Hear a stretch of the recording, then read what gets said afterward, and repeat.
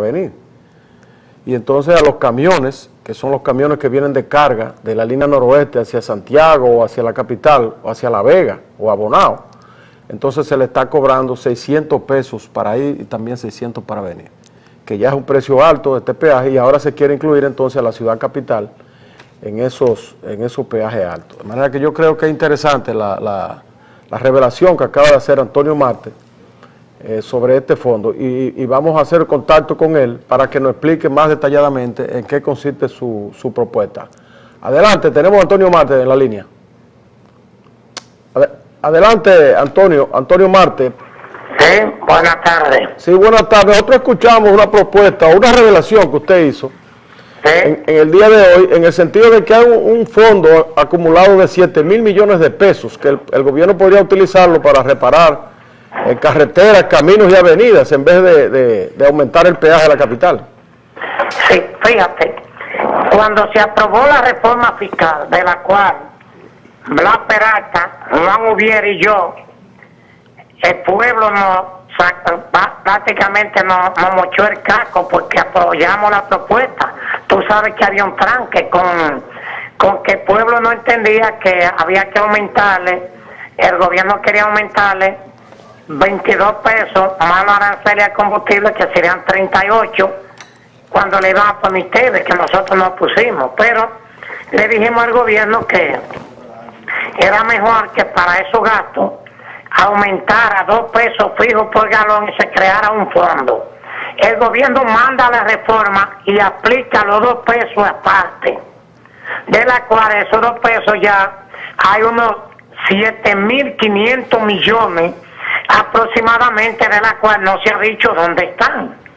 Pero de esos 2 pesos se acordó que el sector transporte iba a tener medio peso para crear las condiciones de deschatarrizar el país, así mismo dice, deschatarrizar el país, para traer vehículos nuevos, depositar ese medio millón de pesos a un banco, donde ese dinero serviría de garantía para que el gobierno no tenía que ser garante de la operación.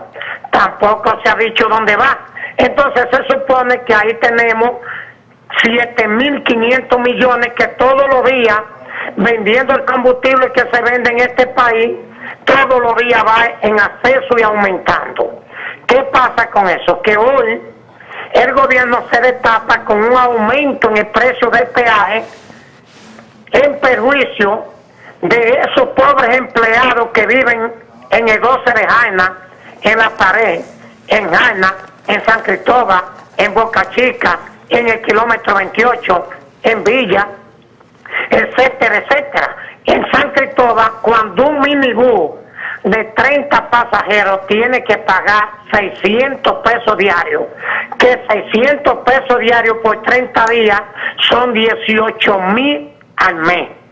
Pero aún, te voy a hablar de Higüey, que estamos pagando 1.200 pesos por un autobús, más de Bávaro, 2.300, pagaríamos 4.600 y 2.400. Vamos a hablar de Samaná.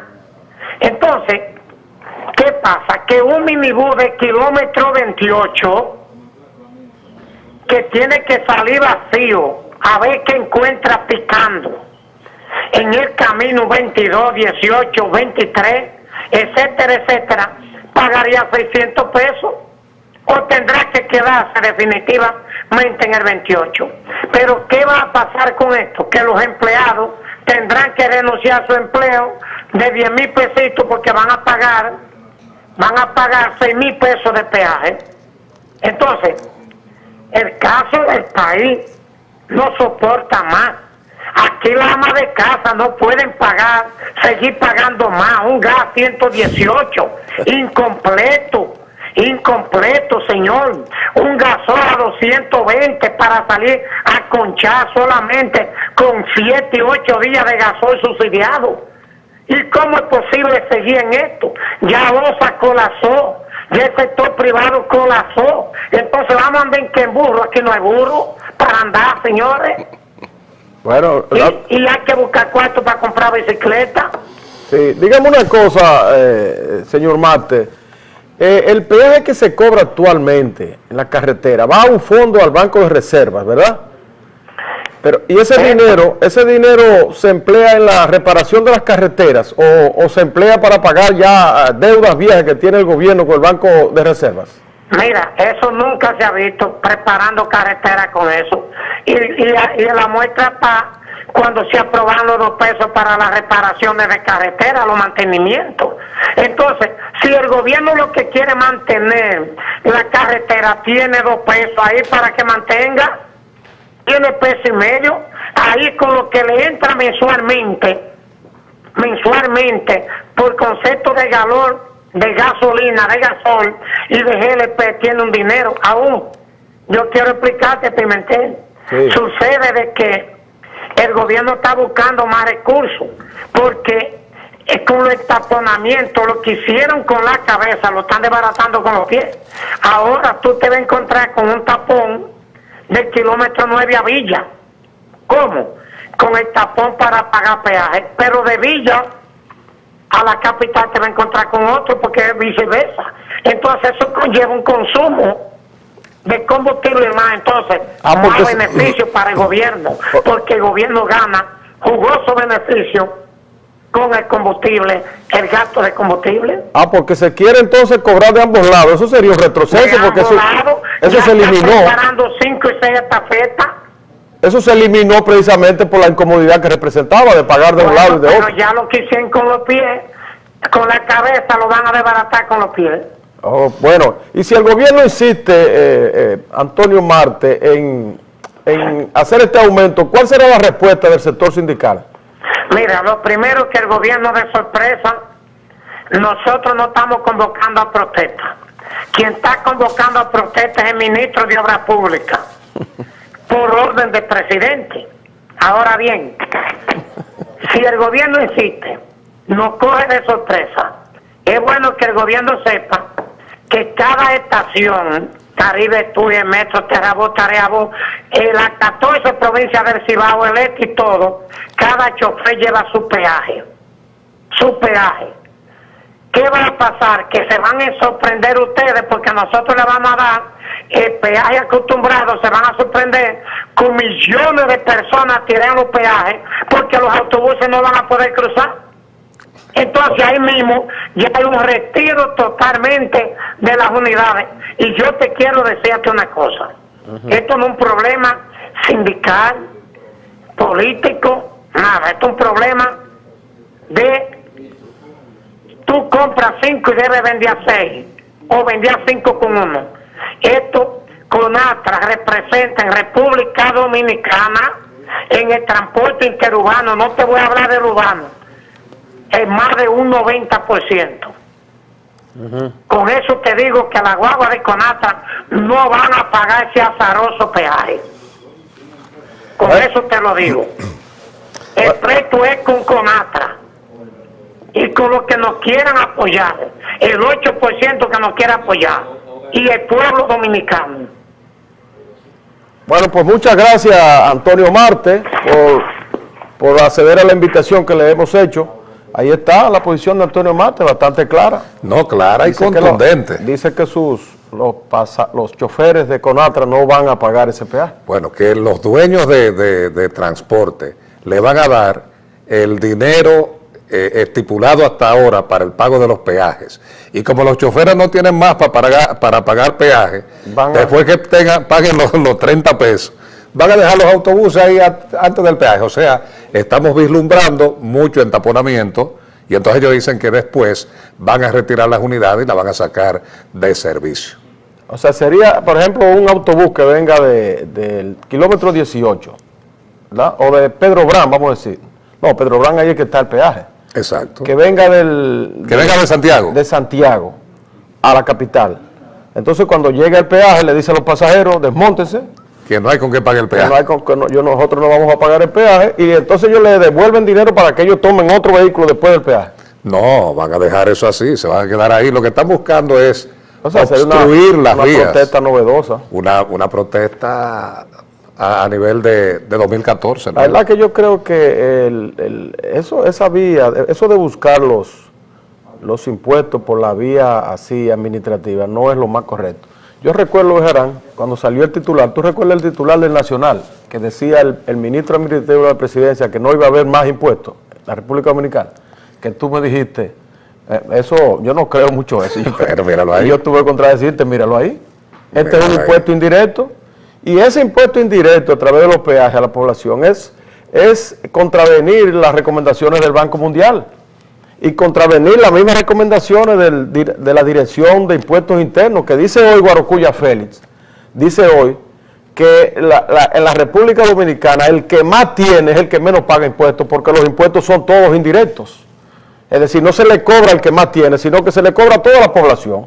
Entonces los que menos tienen normalmente son los que más pagan, como esto del peaje, el consumo del ITEVI y esas cosas, que vienen de manera indirecta. No hay duda de que los choferes van a ser golpeados duramente con este aumento. No solo los choferes, porque ellos tendrán que transferirlo a la población. Y las personas que trabajan, por ejemplo, en Boca Chica y tienen que venir a la capital. Eso es lo que dice Antonio Mártir. Mira, está San Cristóbal. Está Boca Chica, que es una comunidad donde vive una gran cantidad de personas que trabajan en la capital y tienen que venir todos. Villa Altagracia. Está Villa Altagracia, que es otro centro de acopio de mano de obra de la capital. Está San Cristóbal, que es exactamente lo mismo. Entonces ya cuando la gente no pueda vivir en esas ciudades periféricas, que lo hacen precisamente para disminuir el costo ¿verdad? El costo diario, porque las viviendas son más baratas, el transporte es más barato. Baja gastos. Baja los gastos. Entonces tendrían que venir a mudarse a la capital, a engrosar los barrios periféricos de la capital, más de lo que están. A hacinarlo más de lo que están. Bueno, el asunto es que se está golpeando a sectores que realmente ya no pueden con más gastos. No pueden más, porque él señala a Antonio Marte, por ejemplo, una persona o una pareja que tenga su carrito en San Cristóbal, que tenga que venir todos los días a la capital a ganar un sueldo de 15 o 20 mil pesos, en el mejor de los casos, porque muchas veces hasta 10 mil pesos ganan o 15 mil. Y entonces tenga que pagar 200 pesos diarios. Son 100, o sea, 50 para ir, 50 para venir. Tendría que pagar 200 diarios, que son 6 mil pesos. Los dos, tanto la mujer como el hombre. No el carro, el vehículo. En caso de que vengan los dos, si vienen cada uno en un carro, entonces se cayeron muertos. Quebraron ahí mismo. Quiebran ahí mismo. Y eso para los autobuses también. Además, mira, eso de los camiones, eso que hicieron en Santiago. 333 pesos van a pagar los camiones pesados. Oye, en Santiago está el grito al cielo, los habitantes de Santiago. Le han quitado brillo a esta importante obra que hace el gobierno, que ha hecho el gobierno, de la circunvalación. Porque la gente dice que no es posible que se pague ese peaje tan alto. Porque eso está penalizando a todos aquellos camioneros que vienen con la sal de Montecristi, que vienen con los guineos, que vienen con la yuca, que vienen con la batata, vienen la uyama, que vienen con el arroz de Mao y de esa línea noroeste, hacia el consumo, hacia los principales mercados de la capital. Y entonces tienen que pagar un peaje odioso, que tienen que transferirle entonces al producto y se encarece aún más cuando llega aquí. Y no se han acabado los apagones, hay una queja constante, tal como tú indicas. El gobierno acaba de inaugurar el Merca Santo Domingo. Es un mercado donde vienen los productores, traen todos sus productos y la gente va y lo compra a un precio más asequible. Lo compran los detallistas y los mayoristas, que los revenden después. Entonces ese Merca Santo Domingo, que se ha establecido ahí en el kilómetro 20 de la autopista Duarte, recibe las mercancías de Asua, ¿verdad? De los productores de Asua, de Baní, de San Cristóbal. De todo el sur. Del Cibao Central, de La Vega, de Bonao. Entonces tienen que pagar un alto peaje, entonces ahí no va a llegar un precio asequible a la población. Sí, porque van a aumentar de una vez los productos. Van a aumentar considerablemente los productos. O sea que lo que se hace con la mano se está desbaratando con los pies. Así es que el presidente Danilo Medina afine bien esa medida de los peajes, porque puede traer problemas al presupuesto, al magro presupuesto familiar de los más pobres. Y además hay que buscar como consistencia en los cobros, o sea, no se concibe ahora que haya un precio para los peajes que tienen acceso a la capital y otro para pasar por Santiago. El de Santiago es más caro ahora mismo. El de Santiago, no, el más caro es el de Samaná, la carretera que va a Samaná. Ahí se pagan más de 1.000 pesos por tú ir a Samaná, 1.000 y pico. Si tú vas a La Terrena, pagas 1.500 pesos. o 3,000 pesos y de vuelta, una cosa exorbitante, que es una carretera que no se está usando precisamente en la proporción que debe usarse por eso. Y entonces el gobierno tiene que erogar más de 1,000 millones de pesos todos los años en pago de peaje sombra, como le llaman, por no tener... porque no están produciendo los peajes. Un tránsito adecuado. Exactamente. Vamos a la pausa, dejarán. Así es. Y entonces retornamos en el próximo segmento.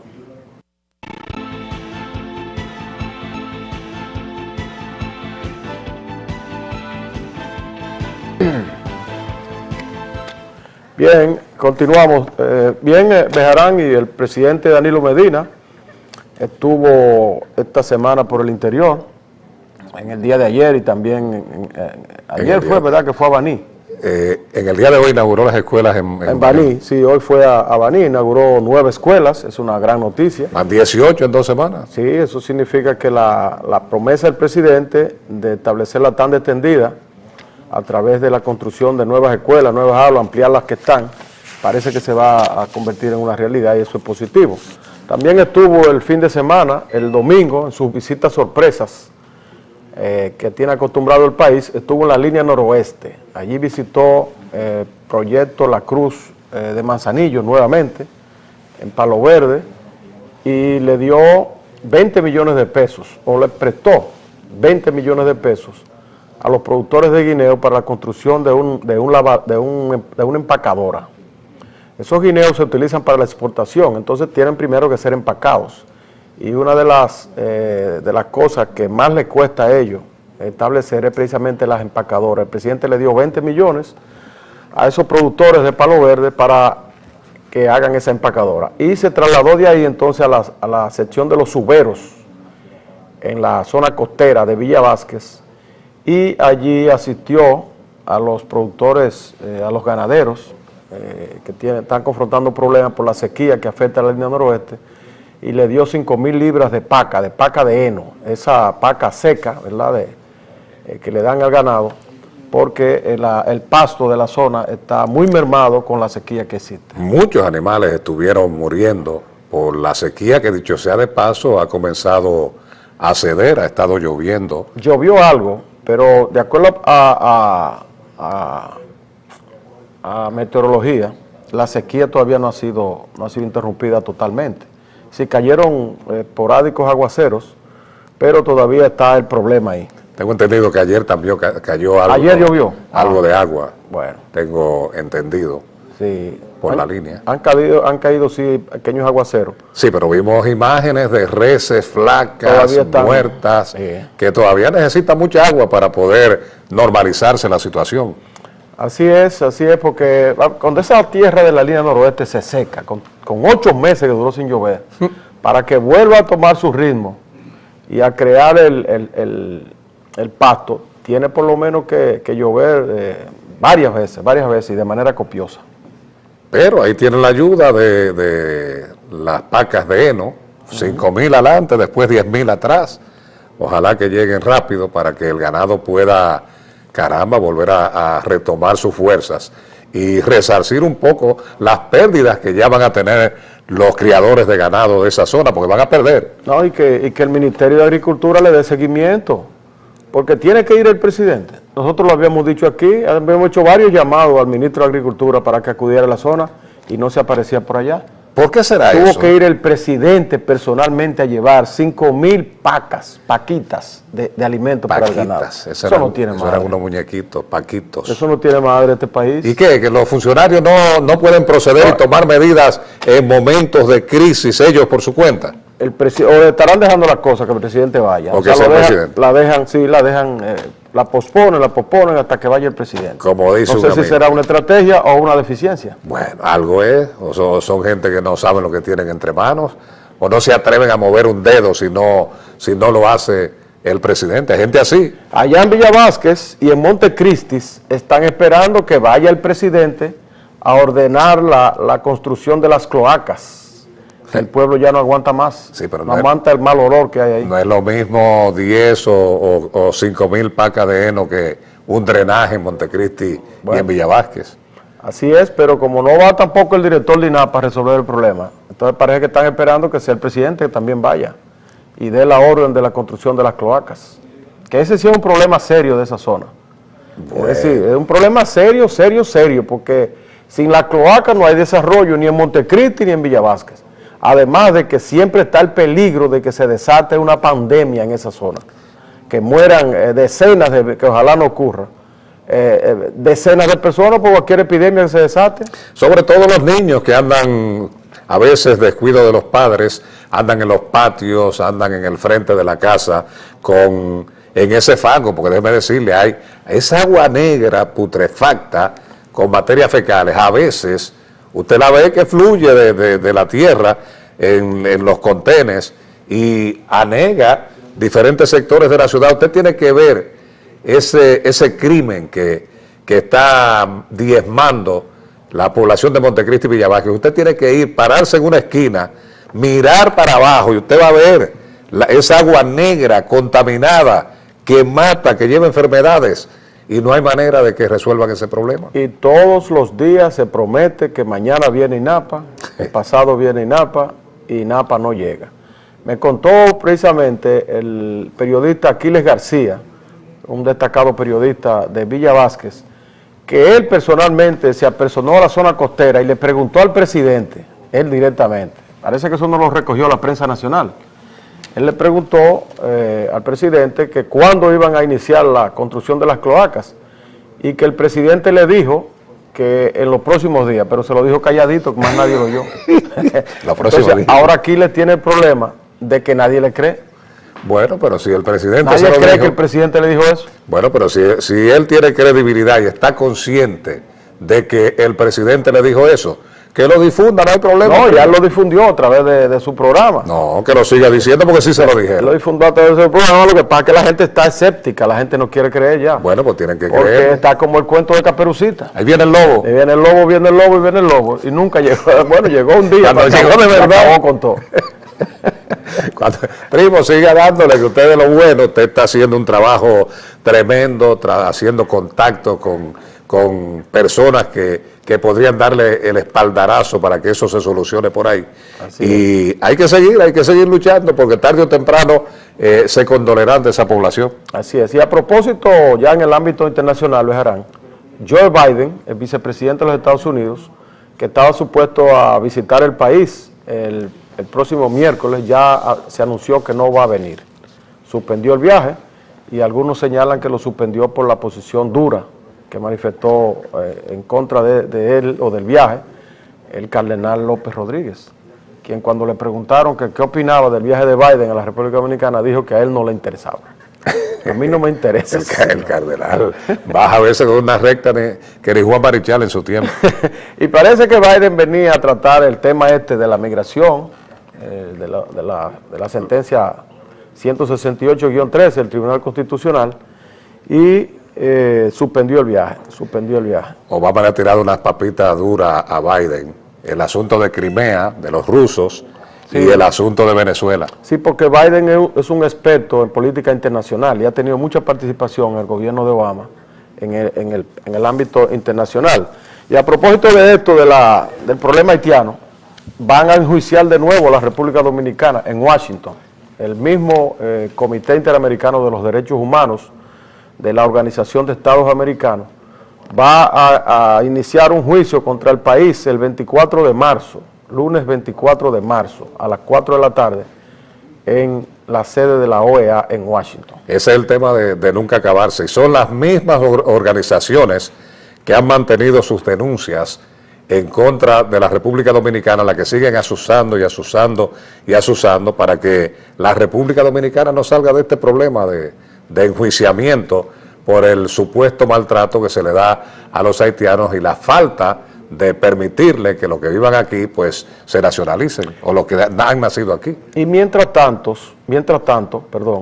el presidente Danilo Medina pospone el envío del proyecto de extranjería al Congreso Nacional, que lo había prometido someterlo en este 27 de febrero que pasó, no lo hizo, lo pospuso y todavía no se somete. Las recomendaciones que hizo el Comité Interamericano de los Derechos Humanos cuando estuvo en el país, ¿verdad?, cuando estuvo haciendo vistas públicas en el país, aún están pendientes de ser cumplidas. Y la principal es el proyecto de ley de regularización de extranjeros que prometió el presidente enviar al Congreso Nacional. Sí, vamos a una pausa y en breve retornamos con más aquí en notimas.net. Ya.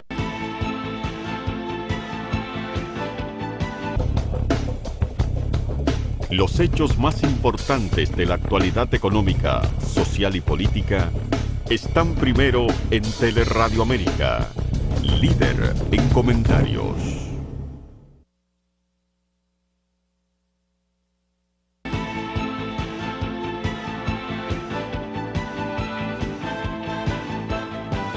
Bien, Bejarán, en el día de ayer se celebró el Día Internacional de la Mujer y ese día entonces coincidió con el asesinato de dos mujeres. ¿Y hasta una cuándo? En Cutupú, en La Vega, y otra aquí en el Distrito Nacional, en el barrio de La Ciénega. Y en ambos casos los asesinos, vamos a decirlo, la pareja que lo mataron, intentaron suicidarse. En una se suicidó dándose un tiro en la cabeza uno, y el otro quiso darse un escopetazo y quedó herido, todavía está vivo. ¿Cuándo será que va a parar eso? ¿Y qué es lo que le está pasando a los hombres? ¿Cuándo van a comprender o cuándo vamos a comprender que cuando una mujer no quiere estar con usted, mi hermano, déjela? Y fíjate, eso no solamente es violencia de género, como le llaman ahora, sino violencia en sentido general, porque el fin de semana también hubo 3 crímenes bastante horrendos. Uno fue en Constanza, donde un niño mató a un teniente, el papá, con un revólver que estaba debajo de la almohada, lo sacó y lo mató. Se dice que fue accidental. Sí. También hubo, 7 años tenía. hubo otro en Bávaro, también, donde hubo un ruso que mataron para robarle. Y en Santiago murió también un joven que estaba en una casa donde ladrones se metieron a robar también. Y a un muchacho, para quitarle la motocicleta, también lo mataron por aquí, por los lados de Herrera, según tengo entendido. Son unos niveles de violencia realmente insólitos que están ocurriendo en el país. No sabemos qué es lo que está pasando, pero siguen matando mujeres, siguen agrediéndola a los hombres, y hay que lanzar una campaña de concientización. Y ahora se ha puesto de moda eso del machete. Qué barbaridad. Después que mataron o que hirieron a 29 en un colmadón de los Alcarrizos, ahora resultó que se metió en una escuela un machetero también y hirió a un niño. Volvimos a los tiempos de Robin Hood, que era con espadas y cosas. Qué vagabundería esa, por Dios. Con machetes. Por Dios. Y mientras tanto, en El Salvador hay un problema. Las elecciones se celebraron el día de ayer y todavía no se sabe con certeza quién ganó, porque hubo prácticamente un empate. Un empate. Sí, señor. 49.90 contra 50.10. El candidato del partido oficial, que es el vicepresidente del actual presidente, de Mauricio Funes, Salvador Sánchez Serén, todavía se mantiene arriba con pocos puntos. Pero el candidato entonces de la oposición, Norman Quijano, no acepta esa victoria. Pero y dice que le hicieron fraude. Ya Serén celebró anoche en un discurso. Sí, él se proclamó ganador, pero mientras tanto el candidato Norman no acepta la derrota y dice que fue un fraude. Es por décima que está arriba. Y entonces eso ha hecho que el Tribunal Superior Electoral no se haya abstenido de dar el resultado. Ahí se va a hacer un conteo, no ha declarado. Voto a voto, se va a tener que hacer un conteo se ahí. está reclamando que se cuente voto a voto para ver quién ganó. Está feo eso, porque te imaginas, por décimas va a ganar el que resulte ganador. Y también en Colombia, que se celebraron elecciones congresuales, hubo sorpresas. El expresidente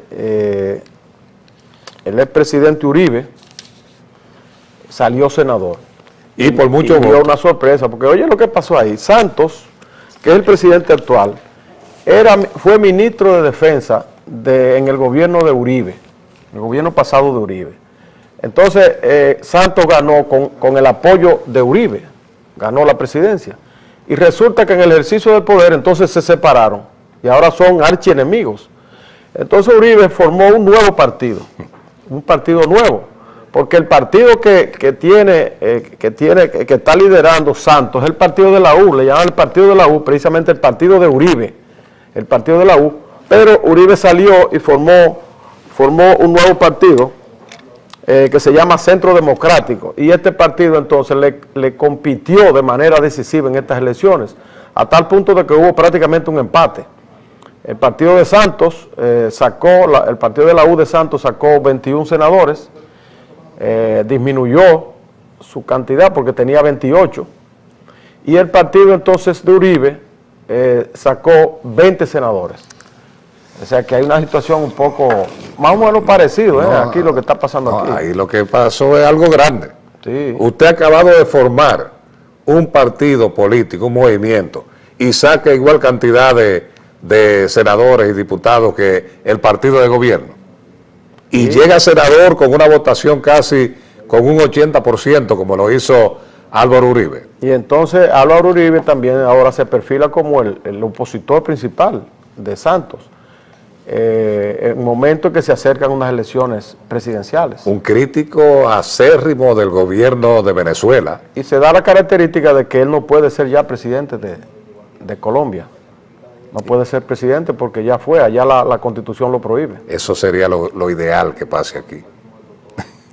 Sí, 6 años fuera y más nunca. Pero mientras tanto puede ser senador, y como resultó electo ahora va a dar mucha carpeta del Senado, porque precisamente él se ha convertido en el archienemigo, el opositor número 1 del gobierno de Juan Manuel Santos, y también es el opositor número 1 también del gobierno de Maduro y del chavismo en Venezuela. No, es un líder innato ahí y en este momento en que Santos está negociando con la guerrilla, ¿verdad?, un acuerdo de paz, al cual se opone Uribe, Álvaro Uribe se opone, se le va a dificultar un poco más al gobierno llegar a este acuerdo, este convenio de paz definitivamente, ahora con Uribe de senador y no todo senador, un senador del principal partido de la oposición en este momento, que ha resurgido con mucha fuerza. Sí, señor. Y déjame decirte que ahora mismo hay tremendo conflicto en Venezuela por el asunto de unas tarjetas que va a implementar el gobierno de Maduro, como esa tarjeta para alimentos que hay en Cuba, pero estas van a ser digitalizadas. O sea que, según lo que estuve viendo, usted va a tener una familia, usted tiene una familia de 8 miembros, a usted le van a tocar por medio de esa tarjeta 4 pollos al mes. A ver, son tarjetas de racionalización de alimentos, exactamente. Precisamente por la escasez que hay en Venezuela ahora. Pero que yo no me explico por qué esa escasez. Porque no hay producción, un país que se ha acostumbrado a vivir del petróleo, entonces no produce. Lo que le ha pasado a Puerto Rico se ha acostumbrado a vivir del subsidio que le dan los americanos, y entonces no producen nada en su tierra ni nada. Bueno, así está pasando en Venezuela. ¿Y por qué no invierten el dinero del petróleo en alimentos, en intercambio? Es preferible invertirlo en demagogia, en planes sociales, supuestos planes sociales para conseguir adeptos. O sea, entonces un país como Venezuela, que tiene recursos naturales de más, es un país que tiene mucha agua, que tiene muchos minerales, que tiene mucha tierra, es un país rico, inmensamente rico. No se concibe que no haya pasta dental. Tú sabes que en Venezuela la mayor cantidad de energía se produce, o sea, casi el 90% de la energía se produce con agua. O sea, que ellos ni siquiera gastan combustible del petróleo que ellos producen, ni siquiera lo gastan en la producción de energía eléctrica, porque tienen las hidroeléctricas.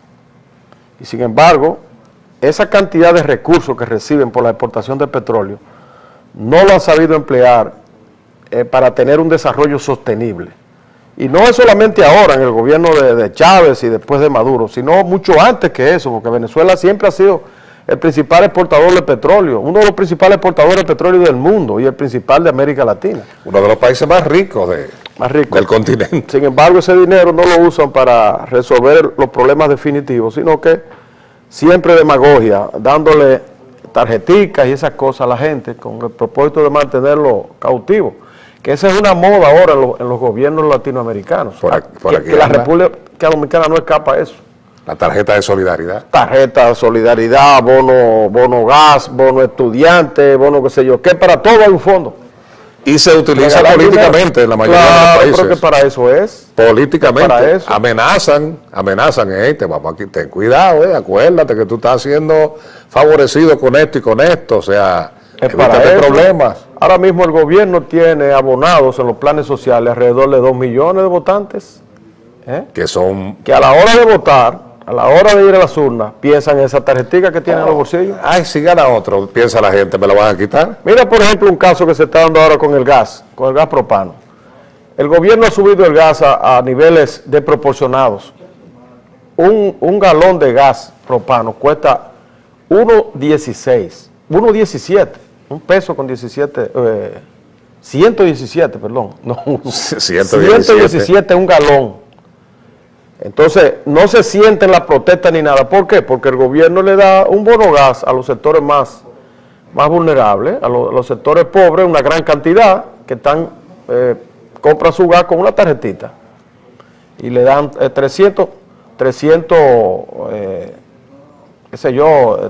pesos en gas al mes, que son 2 galones, 3 galones, 5 galones. ¿Le resuelven el problema? Le resuelven más o menos el problema, pero al mismo tiempo lo mutilan porque no lo dejan trabajar. O sea, el que recibe un chequecito de ese, recibe un bono gas de 300 pesos, más 700 pesos de la tarjeta de solidaridad, más, bueno, estudiante recibe 300 pesos más, reúne 1.300 pesos y vive en la pobreza extrema con eso, casi en la indigencia, subsistiendo, y no se preocupa por llevar a los muchachos a la escuela para que se superen, no se preocupa por buscar un empleo, porque ya él vive de eso.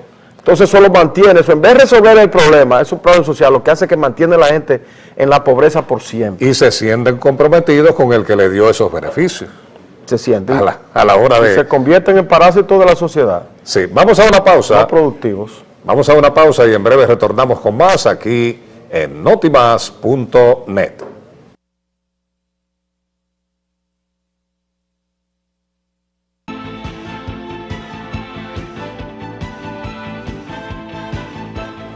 Bien, Bejarán, y hablando de las cloacas de Villa Vázquez y de Montecristi, hoy dice Domingo Contreras, quien es el asesor medioambiental del Poder Ejecutivo y también un alto funcionario del Ministerio de Medio Ambiente, que los ríos dominicanos se están convirtiendo en cloacas. Dice él que 11.000 toneladas de basura diariamente son vertidas sobre ríos y cañadas en nuestro país, y que hay 390 botaderos de basuras que están afectando esos ríos. Yo creo que esto es una denuncia grave, en un momento precisamente en que se está hablando de indolencia en el Ministerio de Medio Ambiente, por este asunto de Loma Miranda, por esta controversia de Loma Miranda, y esto viene a agregársele, entonces, porque estos son denuncias que se hacen, pero nosotros nos preguntamos, ¿qué se está haciendo para corregir esta situación? ¿Se está haciendo algún sistema sanitario cloacal en algún pueblo del país?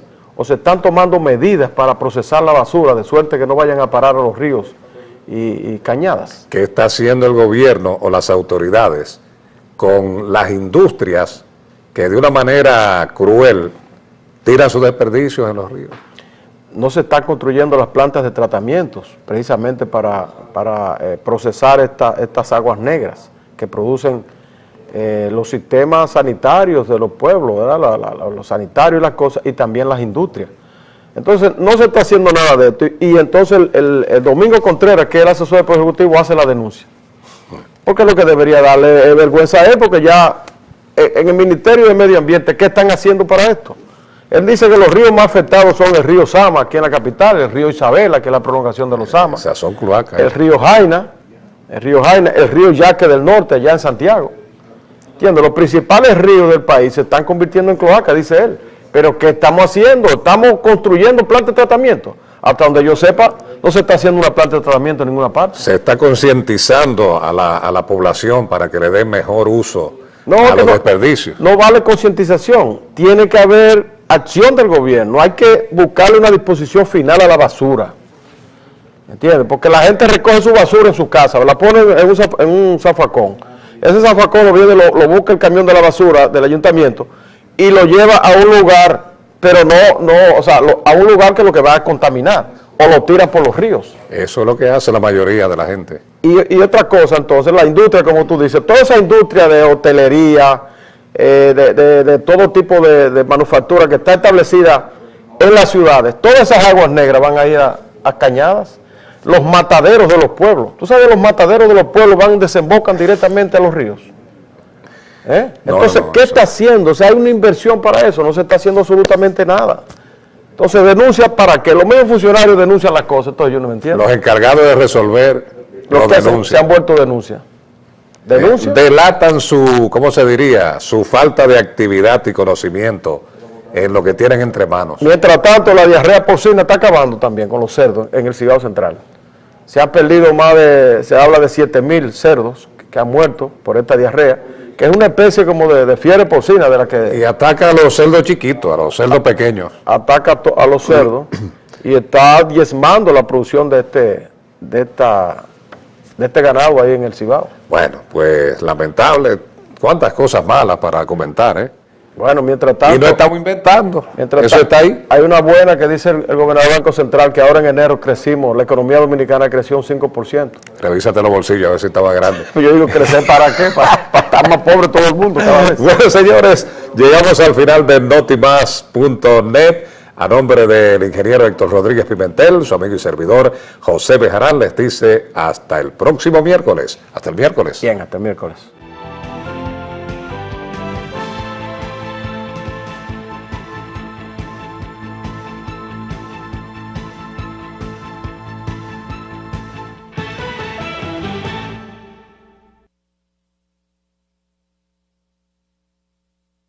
Vende en este país, todos los días va en acceso y aumentando. ¿Qué pasa con eso? Que hoy el gobierno se destapa con un aumento en el precio del peaje en perjuicio de esos pobres empleados que viven en el 12 de Jaina, en La Pared, en Jaina, en San Cristóbal, en Boca Chica, en el kilómetro 28, en Villa, etcétera, etcétera. En San Cristóbal, cuando un minibús de 30 pasajeros tiene que pagar 600 pesos diarios, que 600 pesos diarios por 30 días son 18,000 al mes. Pero aún, te voy a hablar de Higüey, que estamos pagando 1.200 pesos por un autobús, más de Bávaro, 2.300, pagaríamos 4.600 y 2.400. Vamos a hablar de Samaná. Entonces, ¿qué pasa? Que un minibús de kilómetro 28 que tiene que salir vacío a ver qué encuentra picando en el camino 22, 18, 23, etcétera, etcétera, pagaría 600 pesos. O tendrá que quedarse definitivamente en el 28. Pero ¿qué va a pasar con esto? Que los empleados tendrán que renunciar a su empleo de 10,000 pesitos porque van a pagar 6,000 pesos de peaje. Entonces, el caso del país no soporta más. Aquí las amas de casa no pueden seguir pagando más. Un gas 118, incompleto, señor.